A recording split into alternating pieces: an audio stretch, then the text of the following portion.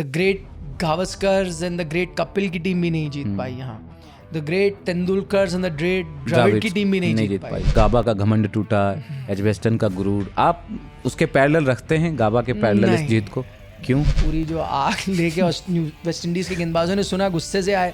अब जो गुस्सा है वो बेचारे ओपनर बल्लेबाज है, बड़ा मारा था उनको, जो मारा था मतलब सुताई कर दी, सुताई मतलब शर्ट उतारी था लाल पूरी शर्ट। लेकिन अचानक जो शुभमन ने ये अपना पैंतरा बदला है और मतलब इतना लाजवाब, क्या देखते हैं, क्या चेंजेस आप देखते हैं? टेस्टिंग ग्राउंड आपके लिए आईपीएल देता है, जिसका बहुत बड़ा फायदा है इंडियन क्रिकेट को, और उसका आप नतीजा देख रहे हो यहाँ पर। किसको मैन ऑफ द मैच दिया जाए, आकाशदीप को दिया जाए या शुभमन गिल को दिया जाए? बहुत लोगों ने कहा आकाशदीप को, और मुझे पता है लॉजिक क्या है उसके पीछे। तो इतने रन बना लिए शुभमन गिल ने, भारत ने एजबेस्टन में पहली बार जीत भी लिया है। क्या कहा जाए, इन्होंने अपनी अथॉरिटी मनवा ली है, स्टैम्प कर ली है Shubman Gill as a captain. कई परेशानियां हैं आपके पास, तो मैं अगर ऑपोजिशन टीम होगा तो मैं क्या करूंगा?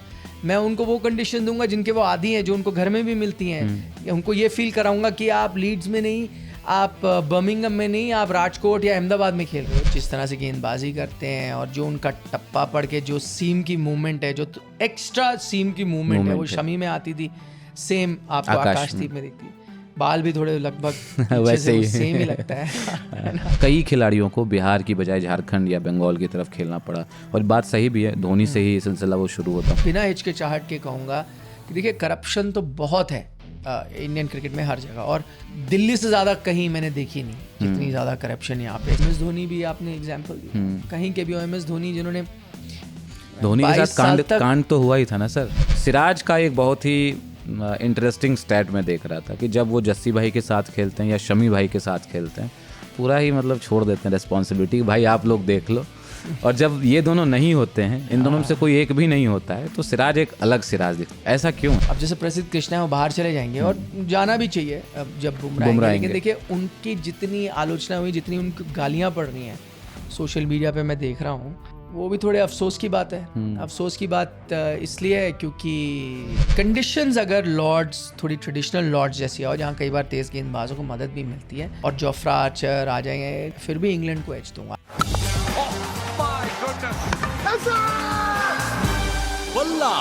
एजबेस्टन का बेस्टन जो है वो इंग्लैंड का अब नहीं रहा, और भारतीय टीम ने टेस्ट क्रिकेट के इतिहास में पहली जीत वहां हासिल कर ली है।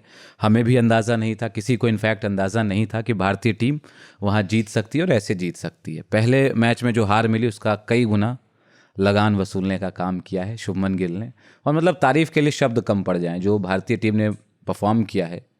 सर की तबीयत थोड़ी नासाज है वैसे, बट जीत के बाद थोड़ा बेटर फील कर रहे हैं, एनर्जी है। इन्होंने जिस तरह से टीम खेली, देखे सबसे पहली बात तो ये है कि, और सच बोलना चाहिए, मैच जब शुरू हो रहा था मुझे नहीं लगा था कि आप उस बोलिंग अटैक के साथ गए हो जहाँ आपको 20 विकेट मिलेंगे। बड़े ऑनेस्टली मैं कह रहा हूँ, मैंने इस पर ट्वीट भी किया था कि यार आप पिछले टेस्ट मैच में आपकी कमजोरी थी गेंदबाजी, बल्लेबाजी से तो आपने रन बना लिए थे, कमजोरी थी गेंदबाजी, और अब आप इस मैच में, मैं उम्मीद कर रहा था कि गेंदबाजी को आप मजबूत करोगे, बल्लेबाजी में थोड़ा कॉम्प्रोमाइज़ करोगे। आपने बल्लेबाजी और मजबूत की, गेंदबाजी आपने कॉम्प्रोमाइज़ की। क्यों मैंने ऐसे कहा? क्योंकि देखिए शार्दुल बॉलिंग ऑलराउंडर हैं, वो बाहर गए। अब बैटिंग ऑलराउंडर नीतीश कुमार रेड्डी को लेकर आते हैं। वॉशिंगटन सुंदर को भी मैं बैटिंग ऑलराउंडर ही उस हद से मानता हूँ। दूसरी, बुमराह बाहर जा रहे थे तो वो वैसे ही आपकी गेंदबाजी कमज़ोर करता है, वो तो अलग बात है। किसी ने उम्मीद नहीं की थी आकाशदीप इस तरह की प्रदर्शन करेंगे। तो पूरा अगर आप देखें टीम, तो मुझे लगा नहीं यार आपने बॉलिंग को कॉम्प्रोमाइज़ किया। रन मुझे फिर भी पूरा भरोसा था, फ्लैट पिच पे ये टीम रन बनाएगी, और अब तो ज़्यादा बनाएगी क्योंकि आपने बैटिंग मजबूत की है। लेकिन विकेटें कौन लेगा? बुमराह भी नहीं है। तो ये तो आपको कहना होगा कि इस टीम ने सबको गलत साबित किया। और मैं अपना उदाहरण क्यों दे रहा हूँ, बड़े बड़े दिग्गजों ने, रवि शास्त्री, सुनील गावस्कर, सबने कहा कि भाई कहाँ, आपने भी शायद सोचा होगा कि भाई ये गेंदबाजी 20 विकेट ले सकती है। नहीं, जैसा सिराज और प्रसिद्ध पहले मैच में जैसी उनकी बॉलिंग हुई थी, भरोसा नहीं था कि हमें ऐसा हो जाएगा। तो फिर आप 20 विकेट ले जाते हो, और वो भी 20 विकेट अगर आप दूसरी पारी में देखो तो आपको 2.5 सेशन लगे 10 विकेट लेने में इंग्लैंड के। तो ओवरऑल जहां वही इंग्लैंड की टीम ने 370 प्लस चेस कर दिया पिछले टेस्ट मैच में, वो फिर से चेस कर रही थी, कॉन्फिडेंस उनके पास ही होगा। लेकिन आपने 10 विकेट चटका दिए, 336 रनों से आप जीते हो। मतलब वो इनिंग्स डिफीट से कम क्या है अगर आप उस लिहाज में देखो। मैं तो कह रहा था 336 तो अगर आप एक पारी में बना दो तो कहते हैं वाह वाह क्या बैटिंग करी है। यहाँ आपका विक्ट्री मार्जिन वो था। तो ये शायद किसी ने इस तरह की उम्मीद नहीं की थी। शायद यही वजह है कि इसकी तुलना भी हो रही है गैबा के साथ और बाकी जो आपकी जीत है, इतनी बड़ी बड़ी जीत है उसके साथ, इसलिए शायद तुलना हो रही है। बट मतलब बता तो रहे ना कि गाबा का घमंड टूटा, एजबेस्टन का गुरूर, आप उसके पैरेलल रखते हैं गाबा के पैरेलल इस जीत को? क्यों? नहीं, बहुत शानदार जीत है और उसके और कई कारण हैं जिसमें हम शायद चर्चा भी करेंगे। मिसाल के तौर पर एक सबसे बड़ा कारण ये है इस जीत का ख़ास होना कि भाई आप जैसे कह रहे हो एजबेस्टन वैसे ही इंग्लैंड का फोर्ट्रेस माना जाता है। इंडियन टीम इससे पहले देखे ना, the great Gavaskars and the great Kapil की टीम भी नहीं जीत पाई यहाँ। The great Tendulkars and the great Dravid की टीम भी नहीं जीत पाई। The great Kohlis and Dhonis and Rohit सब की टीमें भी नहीं जीत पाई। 9 कप्तान कह रहे हैं कि 9 कप्तान जो नहीं कर पाए वो शुभमन गिल ने कर दिखाया। तो वही देखिए, मतलब इससे पहले आपका बेस्ट रिजल्ट ही ड्रॉ था और वहाँ पर अगर आपकी टीम जीत गई है। शुभमन ने कहा भी था, बड़ा मुझे अब याद आता है क्योंकि इसकी बात हो रही है, टॉस से पूछा गया था कि भाई यहाँ टॉस शायद जब वो हार गए थे टॉस पे उनसे पूछा गया था कि भाई कोई टीम जीती नहीं है इंडिया की या कुछ इस तरह की, या इंग्लैंड नहीं हारा है, कुछ इस तरह का बोला गया था कि एक रिकॉर्ड बताया गया था कि भाई आपके तो चांस ही नहीं कुछ लग रहा है। तो उन्होंने कहा ये साल ही कुछ वैसा रहा है उन टीमों के लिए जो कभी नहीं जीती है। उन्होंने कहा और टॉस पे मुझे याद आता है।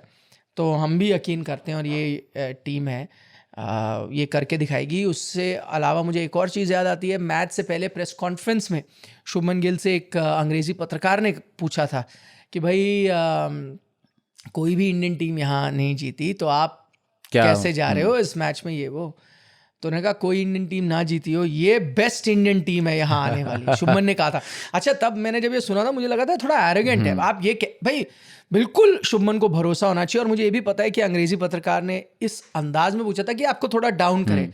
उनका मकसद ये नहीं था कि वाकई जानना चाह रहे थे या रिकॉर्ड के बारे में। मुझे पता है इंग्लिश मीडिया किस तरह से होती है, वो एक 12th मैन का रोल निभाती है, आप पे दबाव डालती है। उन्होंने कहा ही इसलिए था आपको नीचा दिखाने के लिए। और मैं खुश हुआ कि शुभमन ने जवाब दिया, पर मैं उसको लेकर हैरान था। मुझे लगा शुभमन कहेंगे अरे तो क्या हो गया, हम करके दिखाएं। उन्होंने कहा ये बेस्ट इंडियन टीम है जो यहाँ आई। मैंने कहा यार इससे पहले बड़ी बड़ी दिग्गज टीमें आई हैं, बिल्कुल है ना, गावस्कर्स की टीम, कपिल देव की टीम, कोहली की टीम, ये सब टीमें, आप कह रहे हो बेस्ट इंडियन टीम, अलग ही है, आपको भरोसा है अपनी टीम पे। और मुझे भी लगा कुछ ज़्यादा हो गया, पर देखिए टीम ने नतीजा, तो इसका मतलब ये नहीं है कि मैं उनकी बात से अब इत्तेफाक रखता हूँ कि ये बेस्ट इंडियन टीम है, इंग्लैंड गई है और इससे पहले अगर कोई टीम नहीं जीती तो ये बेस्ट हो गई।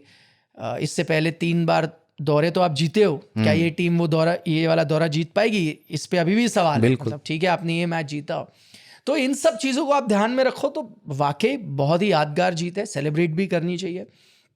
लेकिन गाबा ऑस्ट्रेलिया को हराने का मजा कुछ और ही है ना। गाबा वो जो सीरीज जिस तरह से बनी थी, आप 36 ऑल आउट जब हुए थे, अच्छा एक तो ऑस्ट्रेलिया को हराना, दूसरा ऑस्ट्रेलिया में हराना। इससे पहले आपने सीरीज 1 जीती थी, पर वो भी अगर आपको याद हो हम कह रहे थे यार वार्नर नहीं, स्मिथ नहीं, ठीक है आप जीत गए हैं, बट वो ऑस्ट्रेलिया टीम नहीं थी, ये पूरी फुल फ्लेजेड ऑस्ट्रेलिया टीम थी। 36 पे आप आउट हुए थे।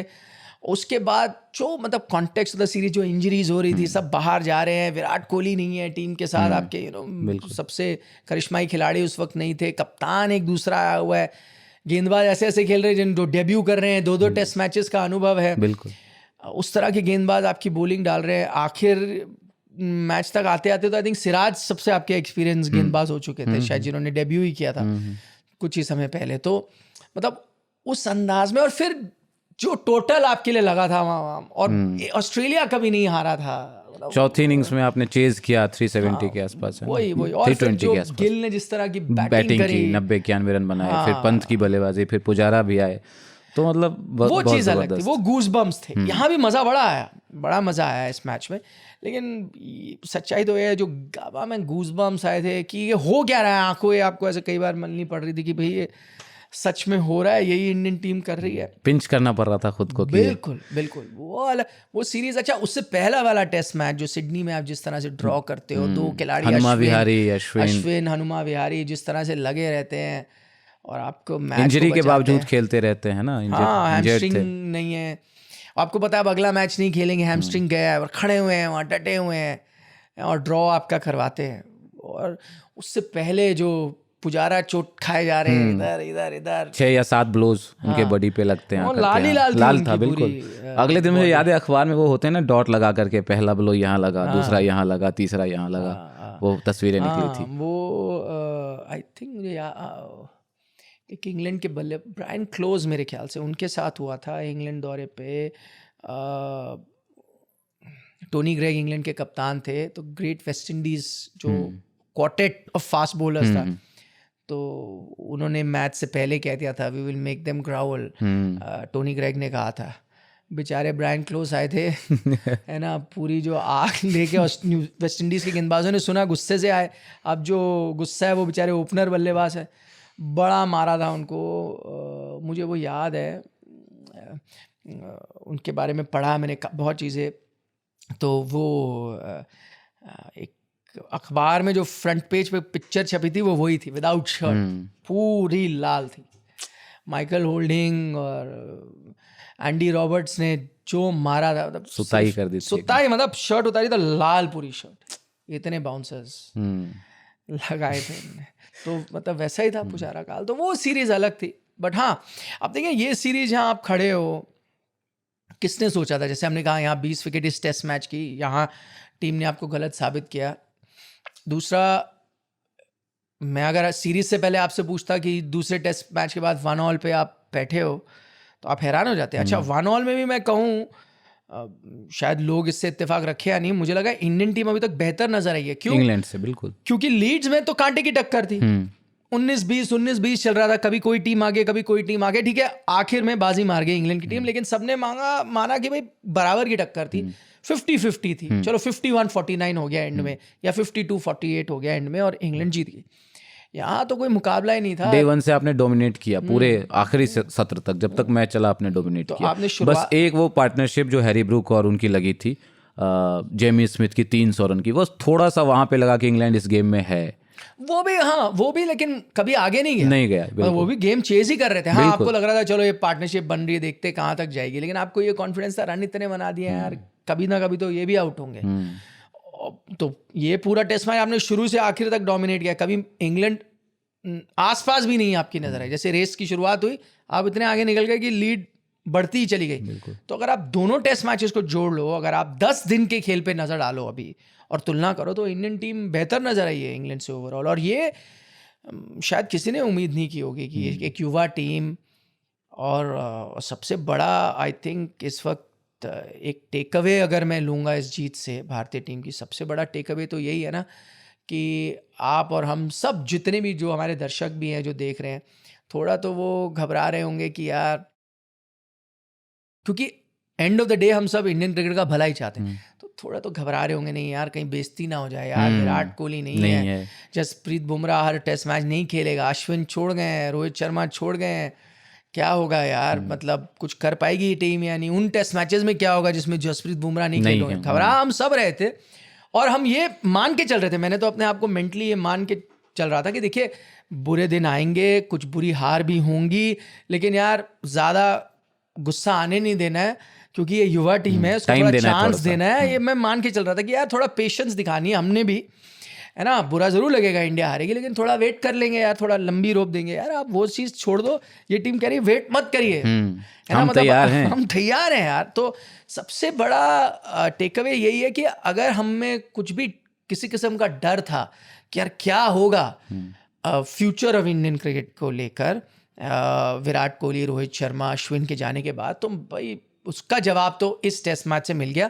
इसका मतलब मैं ये नहीं कह रहा कि हम टेस्ट मैच जीत गए या हम सीरीज जीत गए, हो सकता है आप जाके ये सीरीज भी हार जाओ, वो भी एक सच्चाई है जो हो सकता है, लेकिन मैं ये कह रहा हूँ, और ये युवा टीम आगे हारेगी भी, लेकिन मैं ये कह रहा हूँ कि अब वो चिंता आपको नहीं करनी कि फ्यूचर में क्या होगा। फ्यूचर में आपके पास खिलाड़ी हैं, आप जीतेंगे, आप हारेंगे, अच्छे दिन आएंगे, बुरे दिन आएंगे, जो शायद विराट और रोहित के साथ भी आते थे, उनके बिना भी आते थे, तो वो होगा। तो ये एक बिगेस्ट टेक अवे है मेरे लिए इस टेस्ट मैच से।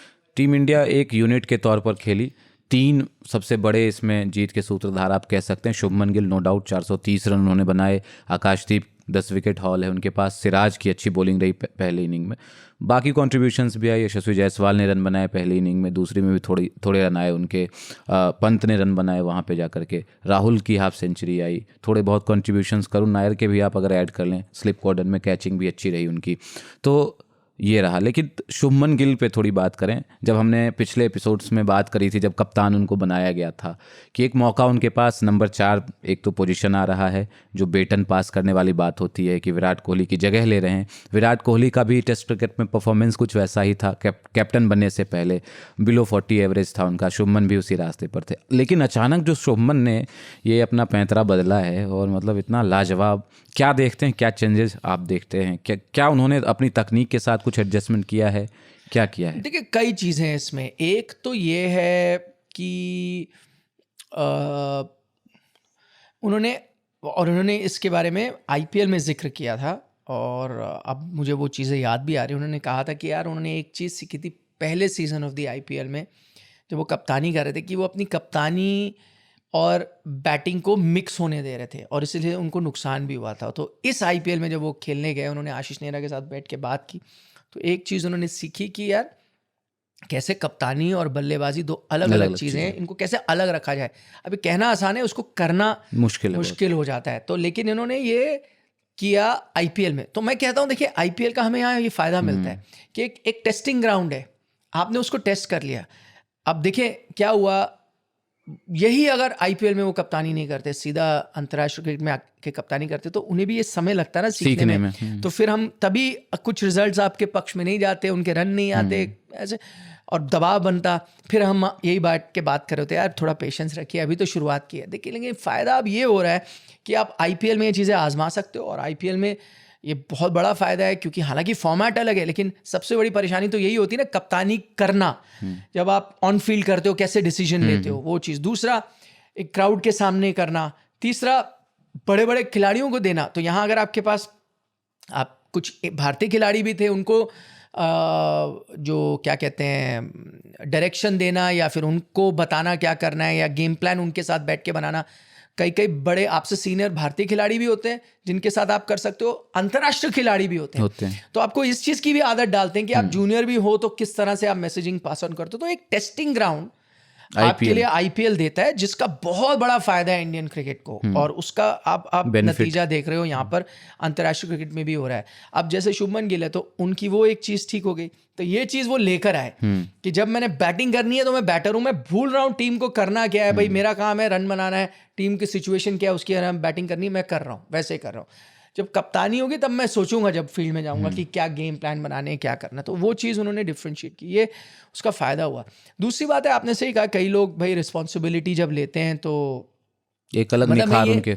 मैं नहीं कह रहा वो नॉटी बॉय है, वो कहते हैं ना नॉटी बॉय को मॉनिटर बनाओ, क्योंकि क्या होता है फिर वो सुधर जाता। तो ये नहीं कह रहा कि शुभमन गिल सुधर गए, बट कई बार कप्तानी की रिस्पॉन्सिबिलिटी के साथ शुभमन को ये लगता है, यार जब आपने मुझे कप्तान बनाया, मैं वाकई शायद का सबसे बेहतरीन बल्लेबाज हूँ, अगर हूँ तो फिर मुझे तो रन भी बनाने प्रूव करना। तो वो आप अपनी एक रिस्पॉन्सिबिलिटी लेते हो।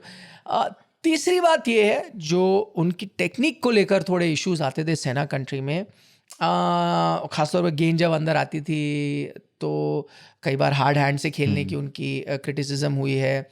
कई बार मतलब वो कहते थे फ्रंट फुट प्लांट कर लेते हैं तो फिर उनके पास मौका नहीं होता उसको हिलाने का, लेग बिफोर के कंटेंडर होते हैं अंदर आने वाली बॉल के लिए, या बोल्ड हो जाते हैं। अच्छा, उसका असली इम्तिहान तो तब होगा जब कंडीशंस मिलेंगे। अभी आपको दोनों मैचेस में थोड़ी फ्लैट कंडीशन मिली, और ओवरहेड कंडीशन, एक तो पिच फ्लैट तो चलिए ठीक है, ओवरहेड कंडीशन भी वैसी नहीं रही है।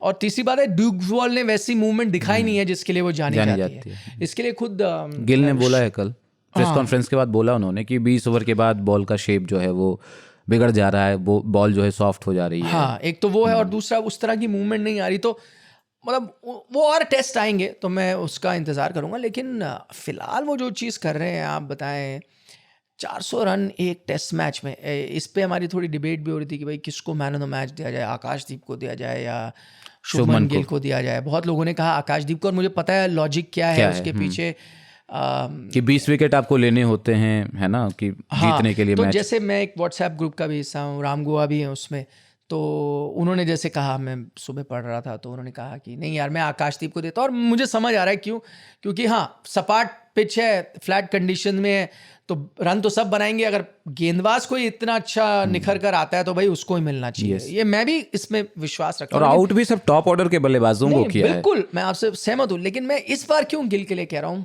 क्योंकि जो गिल ने किया है ना 430 रन एक टेस्ट मैच में, मैं एक्सेप्शनल है वो। अरे एक्सेप्शनल मतलब गिने चुने कुछ टेस्ट मैच होंगे, 10 विकेट इन टेस्ट मैच बहुत हुए होंगे, और 10 विकेट तो इन्हें इनिंग्स भी हैं, yes, but in test match तो बहुत है, लेकिन 430 रन बनाना एक टेस्ट मैच में वो बहुत मतलब एक रेयर है, रेयरेस्ट ऑफ एक्सेप्शनल रेयर। हाँ अचीवमेंट है।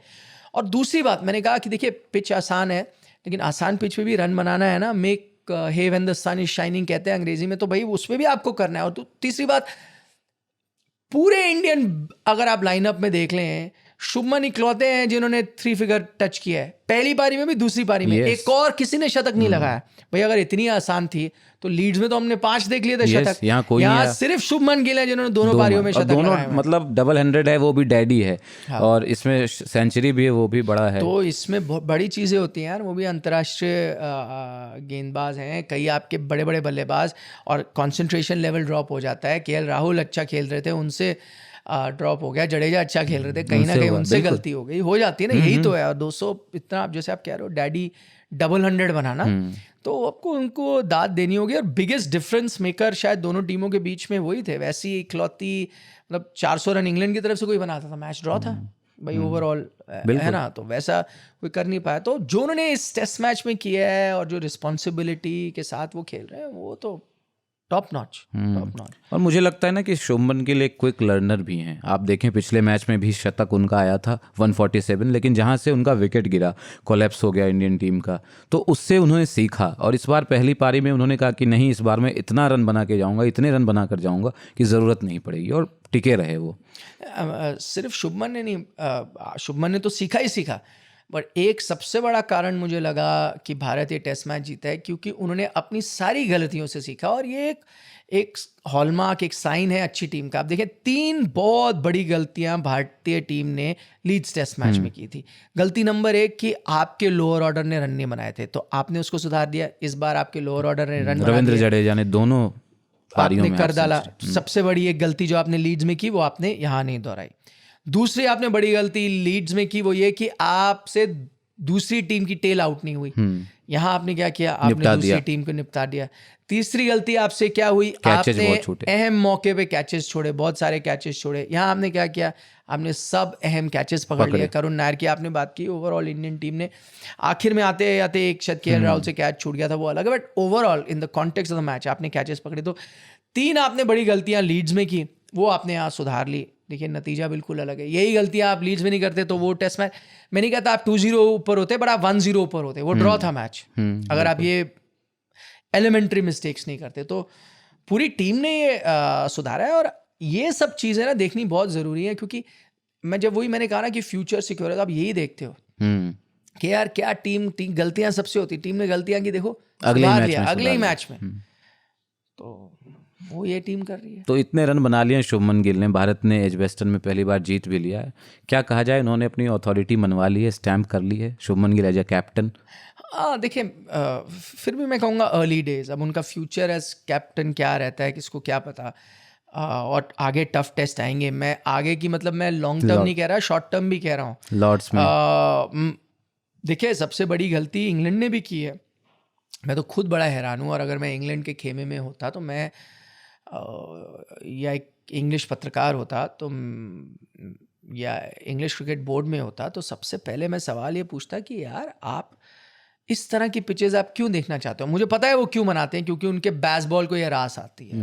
वो ये कहते हैं आप 400 बनाओगे हम 500 बनाएंगे, आप 500 बनाओगे हम 600 बनाओगे, ये उनका मेंटालिटी है। तो फ्लैट पिचेस में हमारी बैटिंग दूसरे को मात देगी देगी, ये इस माइंडसेट से खेलते हैं, ठीक है।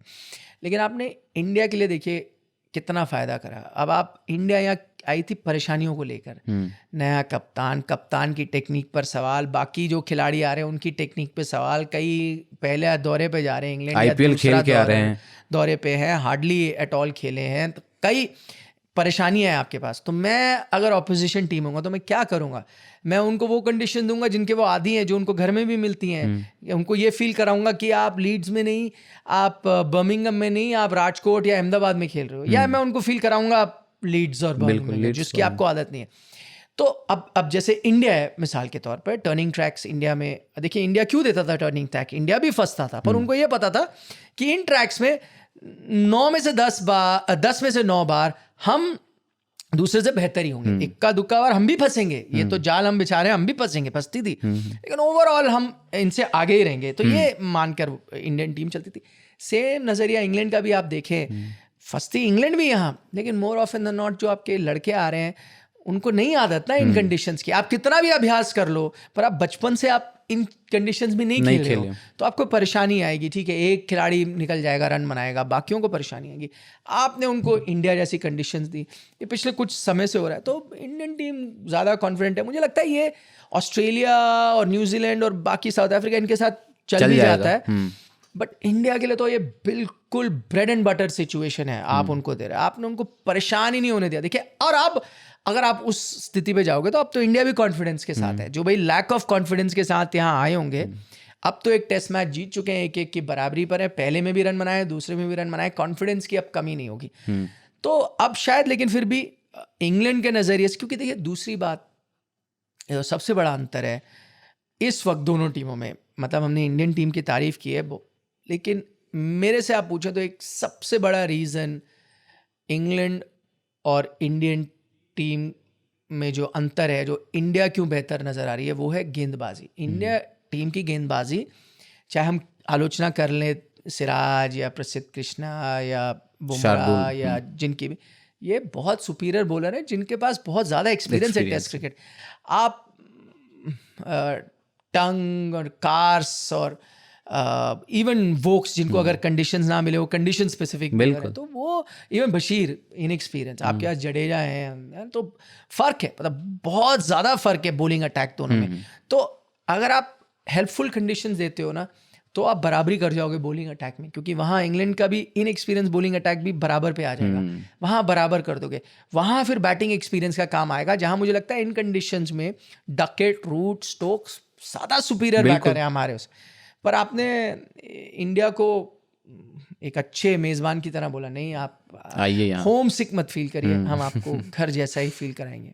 आपने बॉलिंग की बात करी, सिराज और आकाशदीप, इन दोनों ने महफिल लूटी है। और आकाशदीप तो खास करके हम बीजीटी के दौरान देख रहे थे, मतलब बहुत करीब लग रहे थे विकेटों के, वो है ना, लग रहा था यार बहुत मिसेज वहाँ पे हुए, उन्होंने बहुत बार आउटसाइडेज मिस किया बल्लेबाजों के। यहाँ क्या चेंज आपने देखा आकाशदीप ने, थोड़ी लाइन लेंथ को लेकर, कॉन्फिडेंस को लेकर के? आईपीएल में बाय द वे थे वो आकाशदीप, लखनऊ के लिए खेल रहे थे, बहुत अच्छा परफॉर्मेंस उनका रहा नहीं था। नहीं देखिए, वो डिफरेंट फॉर्मेट है, वो मुझे लाल बॉल में मुझे तो वो मोहम्मद शमी की याद दिलाते हैं, मैं उनको मोहम्मद शमी लाइट भी कहता हूँ, है ना। वो मतलब जिस तरह से गेंदबाजी करते हैं और जो उनका टप्पा पड़ के जो सीम की मूवमेंट है, जो एक्स्ट्रा सीम की मूवमेंट है, वो शमी में आती थी, सेम आपको आकाशदीप में दिखती। बाल भी थोड़े लगभग वैसे ही सेम ही लगता है ना दोनों के। तो उनका आपने सही कहा, बीजीटी में बहुत ही क्लोज थे विकेट चटकाने के। 2 टेस्ट मैच शायद उन्होंने खेले थे, बड़े अनलकी वहाँ पे रहे थे वो, उनको विकेट्स मिलने चाहिए थे। अगर प्लेन मिस के विकेट्स होती तो हाईएस्ट विकेट टेकर होते उस सीरीज़ में होते। लेकिन वहाँ पे क्या हुआ, मुझे ऐसा लगा क्योंकि टीम की जो स्थिति थी और ये सब था, थोड़ा वो कंफ्यूज भी हो रहे थे और उनको कुछ ज़्यादा एडवाइस भी मिल रही थी, ये करिए वो करिए। और देखिए, ये मुझे तो टीवी पे देख के लग रहा था, बाद में मैंने एक पॉडकास्ट सुना रविचंद्रन अश्विन का। यस, अश्विन ने बोला था कि आकाशदीप के बारे में बोला, आकाशदीप के बारे में कि लेंथ चेंज करने को बोला उसको, लाइन चेंज करने को उनको बोला गया कि आप ये चेंज करें। ज़्यादा एडवाइस आ रही थी, हर कोने से एडवाइस आ रही थी, और वो बेचारा ठीक है, इतना एक्सपीरियंस गेंदबाज नहीं है, तो वो फिर चेंज भी कर रहा था। तो शायद कई ऐसे कारण थे। इस बार क्या हुआ, आपने उसको छोड़ दिया और उन्हें करा। Plus I think English pitches थोड़ी बेटर उनको सूट करती हैं, बाउंस के लिहाज से थोड़ा कम है ऑस्ट्रेलिया के लिए, तो आप स्टंप वाली लाइन को लाइन आप रख सकते हो। लेंथ क्योंकि आप ऑस्ट्रेलिया में थोड़ा और आगे डालना पड़ेगा टू बी लेग बिफोर आपको मिले या बोल्ड मिले, यहाँ पे आप थोड़ा और ऊपर डाल सकते हो जो आपके बॉल को मूवमेंट भी अलाउ करेगा और आप स्टंप को भी टारगेट कर सकते हो लेग बिफोर, और उसके लिए वहाँ थोड़ा लेंथ का फर्क आ जाता है। तो आई थिंक ये नेचुरली ज़्यादा सूट भी करता है आकाशदीप को। और उन्होंने स्टंप टू स्टंप लाइन का ख्याल भी रखा, तो या तो हमेशा मतलब गेम में रहे या तो एज मिलेगा आपको, आप उस रेंज में रहोगे, या लेग बिफोर या बोल्ड। तो आपने तीनों जो मोड्स ऑफ डिसमिसल है रखे विद द राइट लेंथ और लाइन जो उन्होंने डाली है।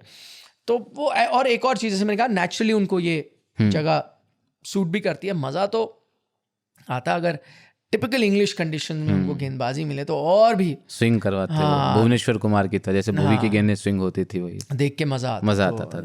पर क्या पता, शायद मेरे को लगता है लॉर्ड्स में थोड़ा, हाँ लॉर्ड्स और देखिए मैनचेस्टर में तो मूवमेंट होती है, चाहे आप पिच सपाट बना लो। अगर बेसबॉल बोले नहीं हम नहीं मानते, हम बेसबॉल ही खेलेंगे, फ्लैट पिच चाहिए, लेकिन मैनचेस्टर में ओवरहेड कंडीशंस ऐसी बन जाती हैं कि गेंद हिलती है।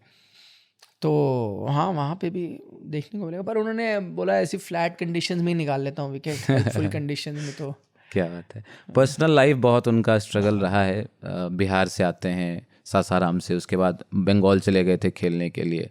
बहुत सारे डेथ्स उनकी फैमिली में हुई आकाशदीप की। ये भी बिल्कुल शमी जैसी कहानी है ना। वो यूपी से बंगाल चले गए, बिहार से बंगाल। बट मैं देख रहा था, हमारा जो व्हाट्सएप ग्रुप है उसमें कुछ ऐसे कमेंट्स भी आ रहे थे कि थोड़ी चर्चा इस पर भी करिएगा कि बिहार में जो क्या कहें टू मच ऑफ पॉलिटिक्स वहाँ है। बिहार क्रिकेट बोर्ड को लेकर के, एसोसिएशंस को लेकर एक लंबी लड़ाई चली है ना पिछले 15-20 सालों में। उसकी वजह से कई खिलाड़ियों को बिहार की बजाय झारखंड या बंगाल की तरफ खेलना पड़ा। और बात सही भी है, धोनी से ही सिलसिला वो शुरू होता। मुझे याद आता है धोनी थे, ईशान किशन, शाहबाज नदीम, आप कितने नाम जोड़ लें, पृथ्वी शॉ भी इनफैक्ट आते तो बिहार से ही, मुंबई से खेलते हैं। बहुत सारे नाम हैं, मुकेश कुमार भी हैं उसमें उदाहरण है। क्या लगता है कि मतलब क्यों ऐसा हुआ? बिहार तो मतलब पहले से था, झारखंड बाद में बना, है ना। नहीं वो तो इनफाइटिंग थी, 2 एसोसिएशंस बन गई थी, जिसके बाद फिर आपको भाई डीरेकग्नाइज करने पड़े, दोनों आपस में ही लड़ते रहे कि भाई हम हैं। टिपिकल केस ऑफ पॉलिटिक्स ऐसे और भी कई स्टेट्स में हुआ है। लेकिन ठीक है, कई लोगों के एफर्ट की वजह से अब स्टेट रीइंस्टेट होगी। बट ये ब्यूटी ऑफ इंडियन क्रिकेट यहाँ पर आती है कि भाई ठीक है परेशानी ज़रूर आई, लेकिन आपको किसी ना किसी स्टेट ने आपको मौका दिया। तो एक चीज़ जो अच्छी चीज़, अगर मैं इसमें ब्राइट चीज़ देखूँ तो ये है कि यार अगर अच्छा टैलेंट है तो कोई ना कोई आपको तलाश रहा ही होता है भाई। सबको अपनी टीम बेहतर करनी है, आप आकर खेलिए। और बंगाल को अगर आप देखें तो वो एक ऐसी स्टेट है यार, उन्होंने कितनों को मौके दिए। इवन अभिमन्यु ईश्वरन भी बंगाल से नहीं है, उत्तराखंड से है ना। उत्तराखंड है, उनका ग्राउंड है उनके नाम पे देहरादून में, अभिमन्यु ईश्वरन के नाम पे कि फादर ने एक ग्राउंड बनाया हुआ है। तो हाँ वो है मतलब द ग्रेट गावस्कर के बेटे रोहन गावस्कर मुंबई से चांस ही मिल रहा था, उन्होंने कहा भाई आप जाइए बंगाल से खेलिए, बंगाल जाइए, वहाँ से खेलिए। उन्होंने खेला और काफ़ी साल मतलब फर्स्ट क्लास क्रिकेट के तो जायंट है ही, बहुत मैचेस खेले बंगाल के लिए। तो ये अर्जुन तेंदुलकर देखें अभी बंगाल के लिए नहीं, गोवा के लिए खेल। तो ये एक अच्छी चीज़ भी है कि भाई इतने अवेलेबल ऑप्शन है खिलाड़ी के पास, अगर उसके पास टैलेंट है तो वो जाके खेल सकता है। मतलब अगर स्टेट एसोसिएशन है फिर भी लोग जाते हैं। यशस्वी जायसवाल को देखिए, यूपी से यंग लड़का, उसने कहा नहीं मुंबई जाऊंगा यार, वहाँ पे अपनी लाइफ बनाऊंगा। ऋषभ पंत को देखिए, रुड़की छोड़ के बोला नहीं यार दिल्ली जाऊंगा, है ना, अपनी लाइफ बनाऊंगा। तो ये मौके मिलते हैं। वो मानता हूँ कि भाई कोई टैलेंट को आप रोक नहीं सकते, टैलेंट है, जज्बा है, लोग कहीं ना कहीं से खेल के निकल के आ ही जाएगा। बिल्कुल। बट इस चक्कर में ठीक है बहुत सारे प्लेयर्स आए भी, लेकिन कई खिलाड़ी ऐसे भी रहे होंगे हाँ जो इसमें पिस गए, है ना, नहीं उभर कर आ पाए। पर वो मैं वो स्टेट एसोसिएशन होते हुए भी ऐसी बहुत है। हम दिल्ली में रहते हैं तो दिल्ली की मुझे इतनी कहानियां पता है, इतने टैलेंटेड लोग गायब हो गए। क्योंकि मतलब आप दिल्ली के हैं, वहाँ तो एसोसिएशन भी है, आपने परफॉर्म भी कर रहे हो, मौके नहीं मिल रहे। एक कहानी अभी हाल में मैं देख रहा था, शायद अजय जडेजा जब जुड़े हुए थे दिल्ली टीम से, पंत के साथ वो घटना हुई थी, तो पंत ने कहा कि छोड़ो सर, जब इनको जरूरत होगी घर से बुला के ले जाएंगे। देखिए मैं इसीलिए कहता हूँ, और मुझे इस बात में बिल्कुल भी बिना हिचकिचाहट के कहूँगा कि देखिए करप्शन तो बहुत है इंडियन क्रिकेट में हर जगह, और दिल्ली से ज़्यादा कहीं मैंने देखी नहीं जितनी ज़्यादा करप्शन यहाँ पे। और कई प्रेसिडेंट आए गए, वो वैसे ही चलता रहा। डीडीसी कोई नहीं उसको सुधार पाया। लेकिन मैं फिर भी उदाहरण देता हूँ, वीरेंद्र सहवाग भी दिल्ली से ही आए। गौतम गंभीर, शिखर धवन। नहीं, पर मैं क्यों वीरेंद्र सहवाग का एग्जांपल दे रहा हूँ, वो इसलिए दे रहा हूँ क्योंकि वो एक नजफगढ़ से आते हैं, गांव से आते हैं। उनके फादर के पास पैसे नहीं होंगे कि मैं दे दूँ यहाँ पे। आपको तो पता है करप्शन क्या होती है, टीम सिलेक्शन कैसे होती है, आप पैसे खिलाइए यहाँ तो आपको चांस मिलेगा। मैंने काफ़ी करीब से देखा है, मेरे कई रिश्तेदार हैं, आप यकीन नहीं करेंगे। मेरे एक डिस्टेंट एक नेफ्यू हैं, तो उनका मुझे एक दिन फ़ोन आया कि भैया मैं ये वो DDCA की लीग में खेलते थे, तो उन्होंने बोला ट्रायल है, मैं ट्रायल में 2-3 बार गया हूँ, नहीं मेरा आता है ये वो। तो चलिए, मैं इत्तेफाकन मेरे जान पहचान के थे जो उस वक्त सिलेक्टर थे, तो मैंने बस फ़ोन करके पूछा भाई ऐसा क्या है कि भाई वो नहीं हो पाया। तो अच्छा, वो क्योंकि हाईएस्ट रन गेटर था लीग में। अच्छा। 3 साल से। ओके। 3 साल से रन हाईएस्ट रन था, उसमें बोला वो तो आप रिकॉर्ड निकाल ही सकते हो। बिल्कुल। तो मैं आ नहीं रहा हूँ, तो क्योंकि ट्रायल होते थे। अब ट्रायल इसीलिए रखे जाते हैं कि अगर सिर्फ भाई उनका कहना है कि अगर सिर्फ रन ही देख के रखने तो हमें क्या, सेलेक्टर्स की क्या जरूरत है, आप किसी को भी डाल लो, तो ट्रायल होनी चाहिए, हम सबको देखते हैं। बहरहाल एनीवे उसका सिलेक्शन नहीं हो रहा था, तो मैंने बोला क्या हो रहा है, वो हर साल तो हाईएस्ट रन बना रहा है ये वो।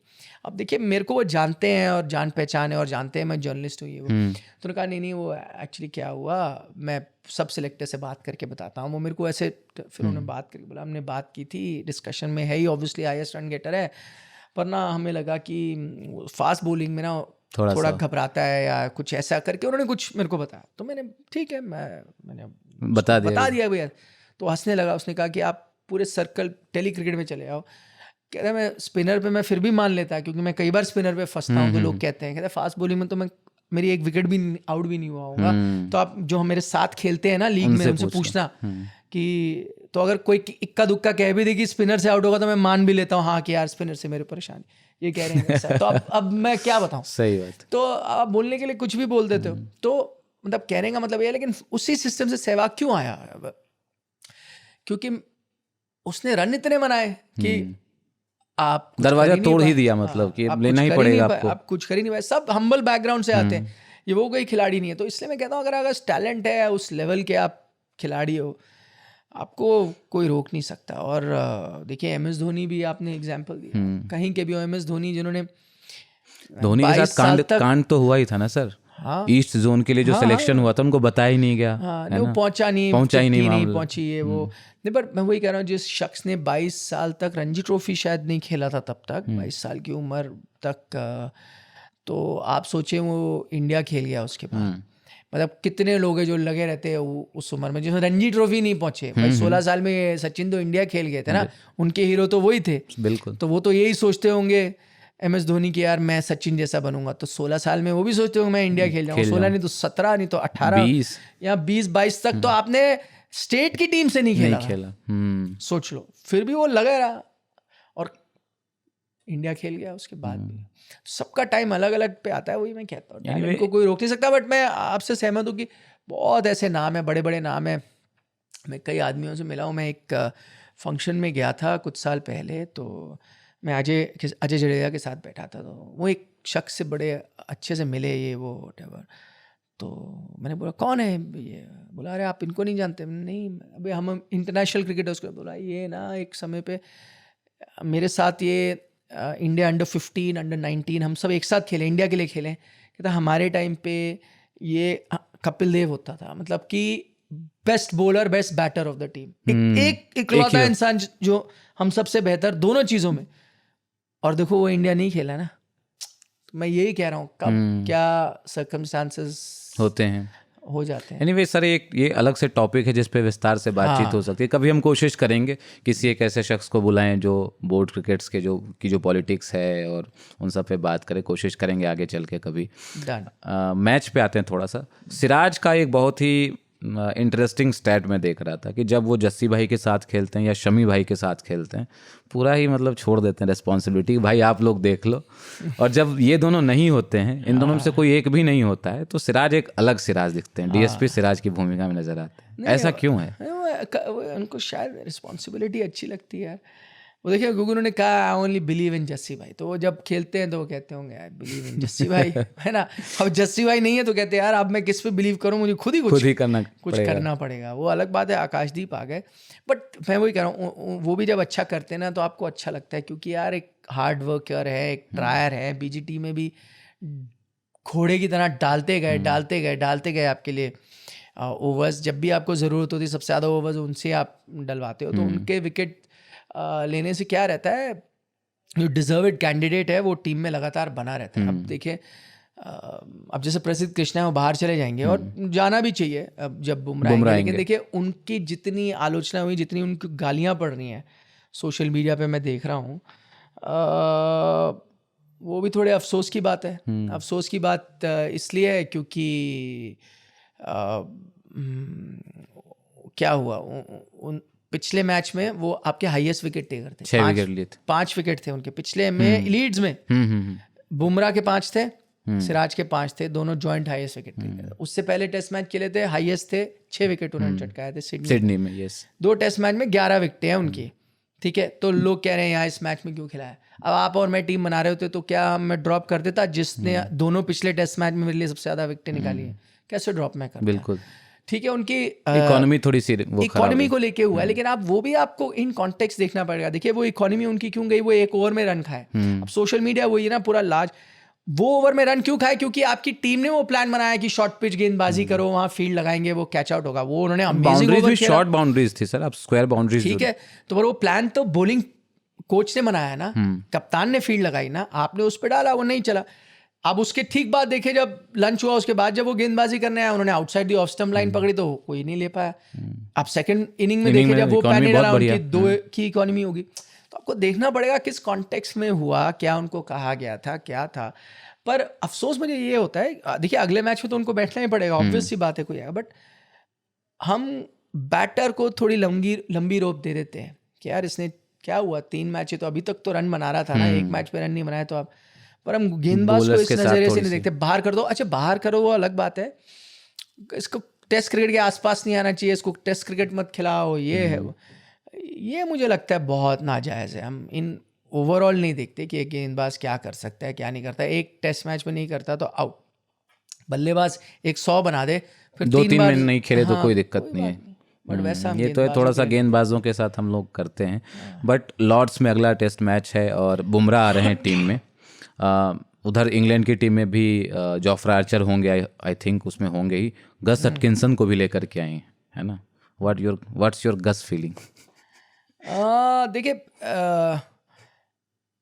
कंडीशंस अगर लॉर्ड्स थोड़ी ट्रेडिशनल लॉर्ड्स जैसी हो जहाँ कई बार तेज़ गेंदबाजों को मदद भी मिलती है, और जोफ्रा आर्चर आ जाएंगे, गस एटकिंसन ठीक है, मतलब पिछले साल बुमराह के पास सबसे ज़्यादा विकेट्स उनके पास है। हाँ ठीक है मैं मानता हूँ, बट वो मुझे मतलब उनका मैंने वो 5 विकेट हॉल भी देखा था हालिया, उन्होंने डाली थी, ठीक है अच्छे गेंदबाज हैं, पर खौफ खाने वाले गेंदबाज नहीं है, बट वो अच्छे हैं, मतलब जगह पे गेंदबाजी करते हैं, तेज़ भी डाल देते हैं, सब मैं जानता हूँ। बट पेस अब भारतीय बल्लेबाजों को प्रॉब्लम नहीं है, परेशानी नहीं है, बट कंडीशंस अगर इंग्लिश कंडीशंस हुई फिर मैं फिर भी इंग्लैंड को एज दूंगा। हालांकि मैंने कहा है अभी तक 10 दिन के आप टेस्ट मैच उठा के देखें तो इंडियन टीम बेहतर नजर आई है, बुमराह ज़रूर वापस आ जाएंगे और मजबूत हो जाएगी इंडियन टीम। लेकिन कहीं ना कहीं मुझे लगता है कि अगर इंग्लैंड की टीम अपने मुताबिक कंडीशन बनाए, इंग्लैंड कंडीशन बनाए, वहाँ पर पलड़ा उनका भारी हो जाता है। वही एक रीज़न है ना कि इतनी बड़ी बड़ी टीमें इंडियन टीम वहाँ आके भी नहीं जीत पाती थी, बिकॉज ऑफ द कंडीशंस। आपने वो कंडीशंस बदल दिए हैं, इस तरह की पिचेस बनाई हैं, तो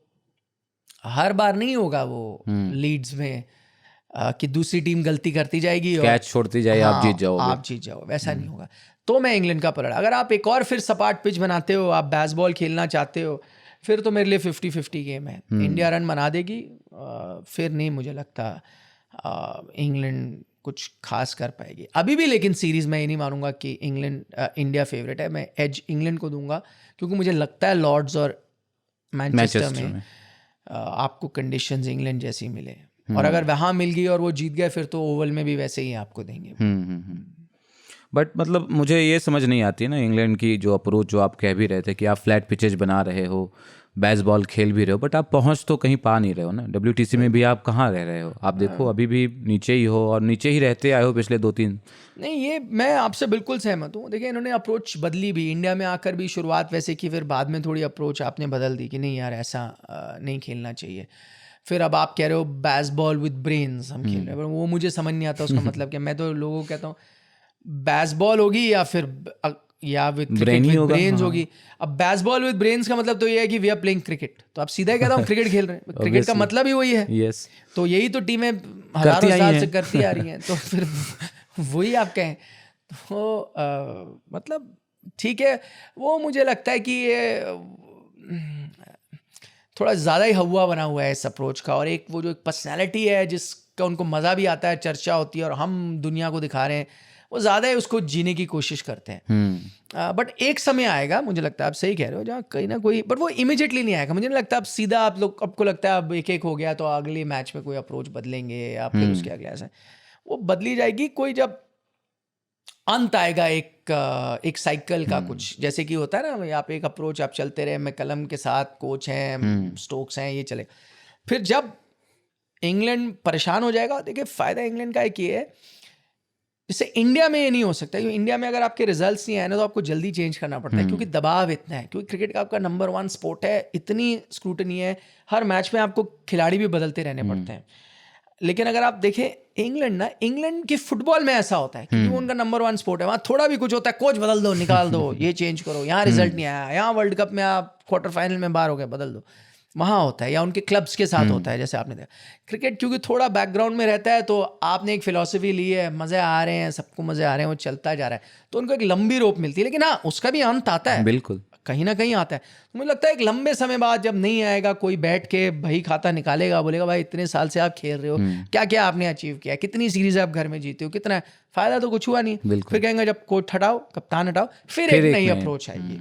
पर हर मैच या हर सीरीज में वो चेंज होता तो मुझे नहीं लगता। मैं कैफ साहब का एक वो देख रहा था ट्वीट, उन्होंने बहुत लताड़ लगाई है बेन स्टोक्स को, उनकी कप्तानी को लेकर के, कि भाई धूप खिली हुई है, टॉस जीत करके पहले बॉलिंग ले रहे हो, फील्डिंग सही नहीं लगा रहे हो, क्या ऐसा उनमें एक्स फैक्टर इतना महान उनको बनाया गया है? नहीं, बात सही है। अब देखिए ना, वो पिछला मैच जीत भी तो गए, उसमें भी सबने आलोचना की थी, क्या मर गए ये, तो इन्होंने इंडिया को करा दी बैटिंग, देखो इंडिया ने कितने रन बना के फंस गए, पर वहां से वो जीत गए।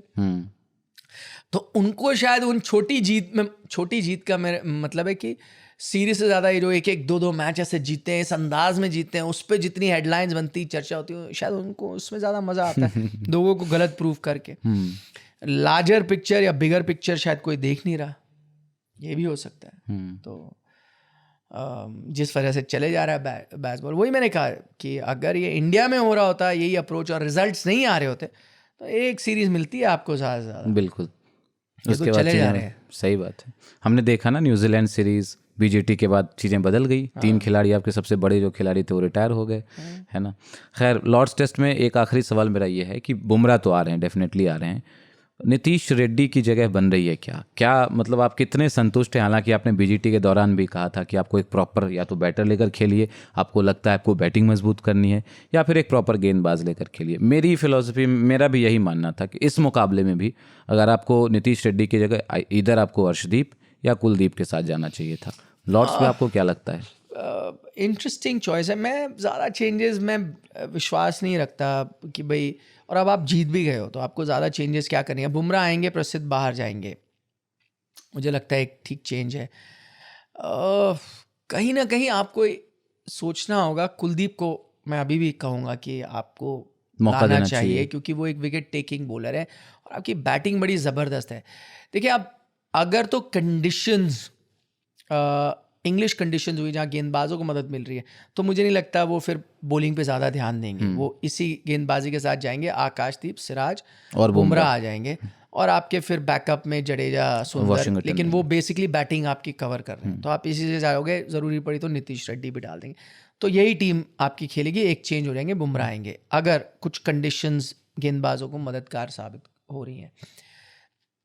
अगर एक और फ्लैट ट्रैक मिलता है 600 रन वाला, आपको लगता है, फिर मुझे लगता है कि मैं एक बैटिंग का एरिया कम करूँगा, चाहे मैं वॉशी को बाहर ले जाऊं, कुलदीप को ले आऊं, या फिर जडेजा को बाहर ले आऊं, कुलदीप को ले आऊं, पर एक स्पिनर मैं वहाँ से निकालना चाहूँगा, क्योंकि बैटिंग मेरे को लगता है ठीक है, नीतीश कुमार रेड्डी भी आ गए हैं, एक मैच में उनको ड्रॉप करने की ज़रूरत भी नहीं है, आप रख लें, तो बैटिंग आपको वहाँ मिल जाएगी। मैं बस एक स्पिनर कुलदीप ले आऊँगा ताकि मेरे पास और बेहतर चांस हो 20 विकेट निकालने का। ठीक है, मेरे पिछले मैच में निकाली, लेकिन और अगर एक ऑप्शन आ रहा है विकेट टेकिंग, तो मैं उसको क्यों ना लूँ। बैटिंग में मुझे लगता है कवर अप कर जाएगी। तो ये 2 चेंज अगर फ्लैट कंडीशन हुई, बुमराह और कुलदीप अंदर आने, और अगर कुछ मदद मिल रही है, थोड़ी घास छोड़ी गई, थोड़ा ओवरकास्ट कंडीशंस टाइप आपको लग रहा है, तो बस एक ही चेंज।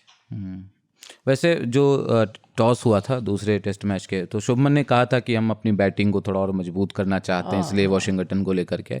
मेरा एक जो ऑब्जर्वेशन रहा है भी 2 टेस्ट मैच को लेकर के, Rishabh Pant as a batter तो नो डाउट फेनोमिनल उनकी बल्लेबाजी हुई, लेकिन एज अ विकेट कीपर मुझे ऋषभ पंत थोड़ा वहाँ कुछ चांसेस थे जो एज अ विकेट कीपर हम देखते थे, साहा किस तरीके से छलांग लगा देते थे, पंत थोड़ा सा मुझे लगे वहाँ पे, क्या पंत की जगह ध्रुव जुरेल को मौका दें, मतलब पंत खेलें एज अ बैटर खेलें। बट नहीं, ये मैंने कहा था पिछले टेस्ट मैच में भी, मैच से पहले आप देख सकते हो, बट मुझे नहीं लगता अभी वो करेंगे, क्योंकि इतने कोई इश्यूज आए नहीं आपको कि अब आप एक विकेट कीपर। मैंने ज़्यादा इस नज़रिए से कहा था कि भाई वर्कलोड ऋषभ पंत पर काफ़ी पड़ रहा है इस वक्त। वो बैटिंग भी कर रहे थे, रन भी बना रहे थे, और पूरे दिन विकेट कीपिंग करना, और आपको पता है उनके नी में इशू भी आ रहा है, चोटें भी लग रही हैं, क्या उनको रखना है। तो अगर आपको वहाँ वो नीतीश कुमार रेड्डी वाले स्लॉट में, हालांकि नीतीश कुमार रेड्डी बॉलिंग तो बिल्कुल करते ही नहीं है, मैं उनको बैटर ही मानता हूँ, और मुझे नहीं लगता उनकी गेंदबाजी से आप कभी कुछ कर भी पाएंगे। हाँ, तो आप जुरेल को खिला लेते, वो मैं एक ऑप्शन देख सकता था, लेकिन अब आपने रेड्डी को खिलाया तो गलत होगा उनको ड्रॉप करना। बैक करिए फिर तो आप उनको बैक करें, एक और मैच खिलाएं, पंत कर सकते हैं। आगे जाके अगर आप रेड्डी को 2 मैचेस दे दिए, रन नहीं आया, आप चाहते हो चेंज करना, तो आप जुरेल को ले आओ, फिर कीपिंग जुरेल करा लें। इमीडिएट वो मेरे को नहीं लगता एक कंसर्न, एरिया ऑफ कंसर्न है विकेट कीपिंग कि अभी मैं उसमें कोई बदलाव लाऊं या मैं अंडर स्ट्रेस हूँ। हाँ, अगर आपको रेड्डी की बैटिंग पे भरोसा नहीं आ रहा, क्योंकि आईपीएल भी उनका अच्छा नहीं गया था, और इस वाले मैच में भी नहीं चलेगा। हाँ, और अगर आप इसीलिए, तो अगर आपको लग रहा है कि मैं वहाँ बैटिंग में एक चेंज करना चाहता हूँ, जुरेल एज अ बैटर ही लाना चाहता हूँ, फिर ठीक है, एक बार वो आ गए, देन सेकंड ऑप्शन इसकी चलो विकेट कीपिंग में उनसे करा लें। ठीक है, तो उम्मीद करते हैं लॉर्ड्स टेस्ट मैच भारत एक बार फिर से दम लगाए, जीते और बराबरी करे। हालांकि निखिल सर कह रहे हैं कि चांसेस और सर्कमस्टेंसेस पे डिपेंड करता है कि किस तरीके से आता है। अगले हफ्ते जब हमारी मुलाकात होगी तो लॉर्ड्स टेस्ट मैच ख़त्म हो चुका होगा और हम उसकी चीड़-फाड़ कर रहे होंगे। तो आपको हमारी बातचीत कैसी लगी आप लोग हमें कमेंट सेक्शन में बता सकते हैं। वीडियो को लाइक करना ना भूलें। जो लोग सिर्फ ऑडियो पर हमें सुन रहे हैं, स्पॉटिफाई, एप्पल पॉडकास्ट या जियो सावन पर या फिर आज तक के ऐप पर, वो हमें radio@aajtak.com पर अपने सवाल, सुझाव, फीडबैक कुछ भी हो भेज सकते हैं। फिलहाल इतना ही। अपना बहुत ख्याल रखिए और सुनते रहिए, देखते रहिए बल्ला बोल। नमस्कार।